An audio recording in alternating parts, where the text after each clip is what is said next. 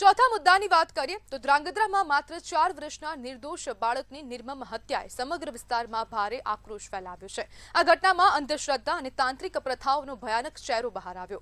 અંધશ્રદ્ધા અને ખોટા ધાર્મિક દાવાઓના નામે હજુ પણ લોકો કેવી રીતે ભ્રમિત થાય છે તેનો આ કડવો દાખલો છે। એક નિર્દોષ બાળકના મોત પાછળ તાંત્રિક પ્રથાઓની શંકાએ સમાજને ઝંઝોડીને રાખી દીધો। પુત્ર પ્રાપ્તિ જેવી માન્યતાઓ અને તેના માટે કોઈ પણ હદે જવાની માનસિકતા હજુ પણ કેટલાક પરિવારોમાં જોવા મળે છે। સાથે જ પોતાને ભુવા કે તાંત્રિક તરીકે રજૂ કરતા લોકો પર અંધવિશ્વાસ રાખવો કેટલો ખતરનાક બની શકે છે તે પણ સ્પષ્ટ થાય છે।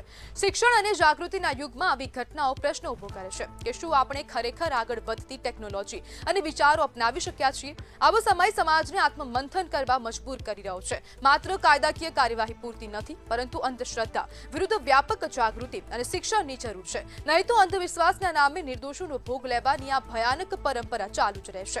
અને જે ઘટના ઘટી છે સુરેન્દ્રનગરના ધ્રાંગધ્રામાં, તેમાં હવે ક્યાંક ને ક્યાંક તાંત્રિક વિધિઓનો એક મામલો પણ સામે આવી રહ્યો છે। અને આજ મુદ્દે આપણી સાથે ચર્ચા કરવા માટે સામાજિક કાર્યકર ચંદ્રેશ રોય જોડાઈ ગયા છે। ચંદ્રેશભાઈ, અંધશ્રદ્ધાએ નિર્દોષનો ભોગ લીધો છે, શું કહેશો? હાજી, દુઃખદ ઘટના છે। આજે આપણે 21મી સદીમાં જીવી રહ્યા છે ને આવી ઘટના ઘટી રહી છે, બહુ દુઃખનીય છે।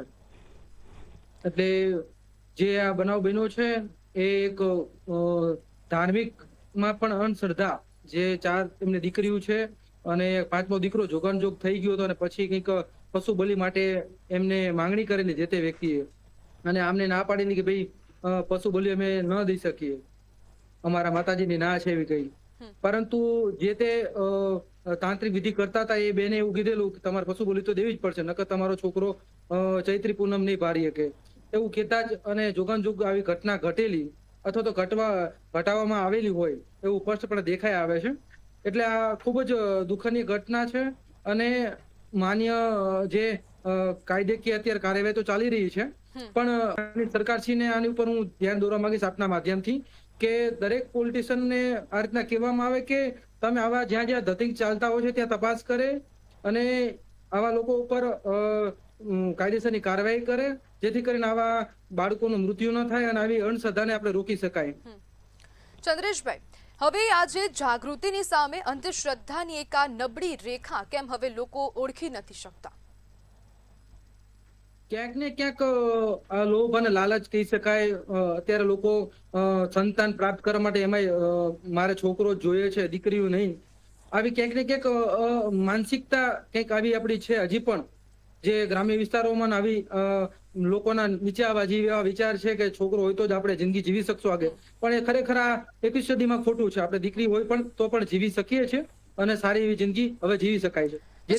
ગ્રામ્ય વિસ્તારોમાં જાગૃતિ ક્યારે આવશે? દીકરા અને દીકરી વચ્ચે જે અસમાનતા થઈ રહી છે તેની જાગૃતિ ક્યારે આવશે, ખાસ કરીને ગ્રામ્ય વિસ્તાર? જાગૃતિ લાવવા માટે એક જ ઉપાય છે, એ પણ છે શિક્ષણનો પાયો, ખાસ કરીને મહિલાઓમાં નાખવામાં આવે, પુરુષોમાં અને મહિલાઓમાં। જે આજની દીકરીઓ હજી ભણી જ રહી છે, મને લાગે કે આગામી દિવસોમાં આ બધું વસ્તુ બહુ ઓછી આપણે એને બંધ કરી શકશું, પણ હજી પણ અત્યારની જે મહિલાઓ જે શિક્ષિત નથી ગ્રામ્ય વિસ્તારોમાં, એવી મહિલાઓને શિક્ષણ દેવામાં આવે અને આની ઉપર જાગૃત ચલાવવા માટે સરકારશ્રી અંધશ્રદ્ધા મુક્ત માટે કંઈક વ્યવસ્થા કરે અને સ્કૂલોમાં પણ આની માટે ઝુંબેશ ચલાવે તો ચોક્કસપણે આપણે આને અંધશ્રદ્ધા દૂર કરવા માટે આગામી દિવસોમાં બહેતર રહીશું આપણે।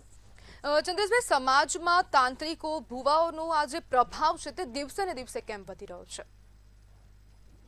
એ વધવાની પાછળ કારણ એ જ છે, મેં જે આમ આપને અગાઉ પણ કીધું એમ, કે લોકોને લાલચ છે, લોકોને સીધું જ લઈ લેવું છે કે હું કંઈક આ માતાજીને આ ધરવીશ તો મને આ મળી જશે, હું એમને આ પ્રસાદ ધરીશ તો આ મળી જઈશ, પણ ખરેખર લોકો સમજતા નથી કે દરેક વસ્તુ આપણને મહેનતથી જ મળતી હોય છે।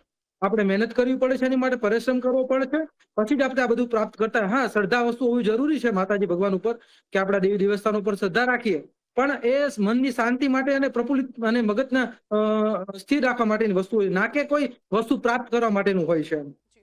બિલકુલ ચંદ્રેશભાઈ, જોડાવા બદલ આપનો આભાર।